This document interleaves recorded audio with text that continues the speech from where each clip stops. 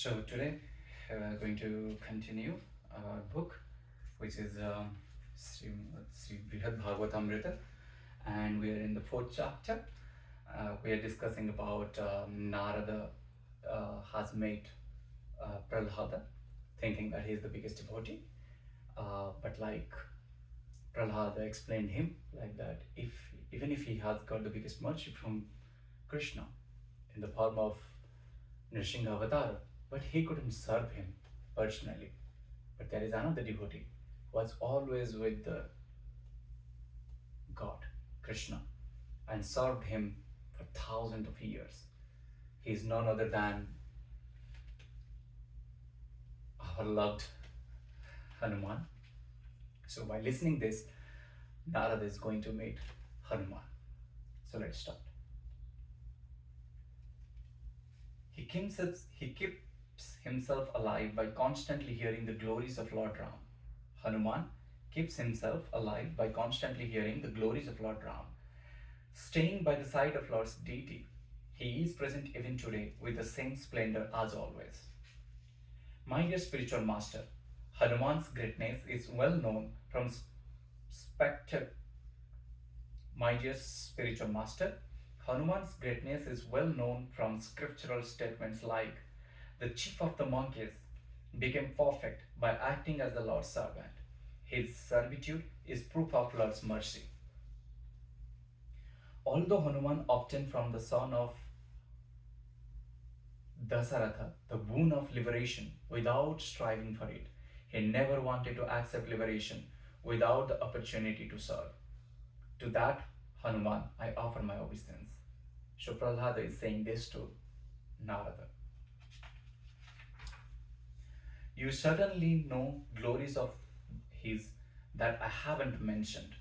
Why not go to Kimpurusa Varsa, see him yourself and be enlivened? Sri Parikshita said, "O dear mother," the sage Narada then jumped up from his seat and flew through the sky to Kimpurusa Varsa, all the while repeating, "How wonderful, how wonderful." There in Kimpurusavarsa, Narada saw Hanuman absorbed in worshipping Lord Ramachandra's lotus feet with varied items from the forest, as if serving the Lord personally as before. Listening to the nectarian Ramayana recited by Gandharvas and other celestial singers, Hanuman was in ecstasy. His limbs trembled, tears poured from his eyes, and the hair on his body stood on end. He glorified the Lord with various prayers in prose and verse, most excellent compositions of his own. He also recited prayers composed by others, and he repeatedly offered prostrate obeisances. Narada cried out in joy, "Glories to you, Sri Raghunatha, to the beloved of Sri Janaki, all glories, glories to the elder brother of Sri Lakshmana." Delighted to hear glorified the name of Lord he worshipped, Hanuman jumped from where he stood and caught hold of Narada by the neck. Standing in the sky, Narada was overjoyed.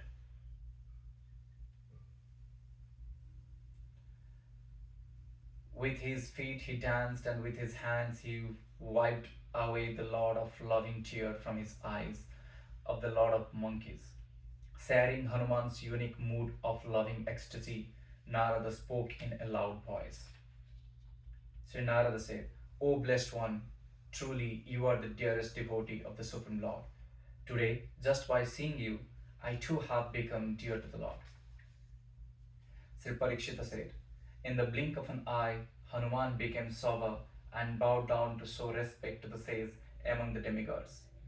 Hanuman greeted him with reverence and brought him to the temple of Lord Ramachandra, the hero of Raghus, so that Narada could offer obeisance. Narada paid respect to Lord in Hanuman's temple, and Hanuman carefully arranged for Narada to be seated. Narada felt he had now obtained an amazing treasure born from pure love for the Lord. He picked up his veena and spoke. So Narada said, Yes, you are the greatest recipient of the mercy of Supreme Lord. No one can compare to you. Ah, you are always immersed in an ocean, ecstatic worship of the Lord, enjoying it as newer and newer at every moment. You are the Lord's servant, his friend, his carrier, his seat, his flag, his umbrella, his canopy, his fan.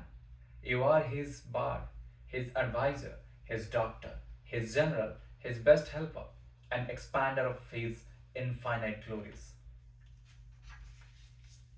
Having surrendered yourself entirely to the Lord, having received his highest mercy, having dedicated your life to topic of his transcendental glories, you always increase the bliss of the devotees sheltered by him. You are the best of saints, greater even than other like Garuda. Indeed, your devotion for Lord is absolutely pure. For you, consider nothing more valuable than the pleasure of serving him. You delighted all his devotees by speaking to the best of generous lords these words.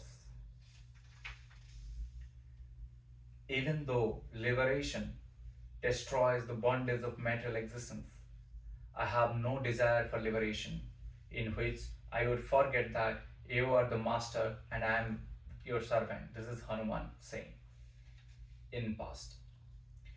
Sri Parikshita said, Hanuman was now burning in fire of separation from his master, the Supreme Lord, and the fuel of hearing about the special mercy of Lord's lotus feet had brought that fire to blaze. For a while he cried sorrowfully, and then, calmed by the sage, he spoke.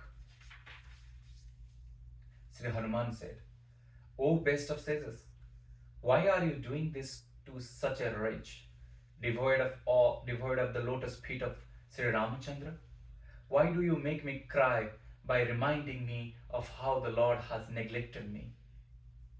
If I am really Lord's servant, then why did he forcefully abandon me when he took with him to his spiritual kingdom his dear devotees, including Sugriva and all the residents of Koshala?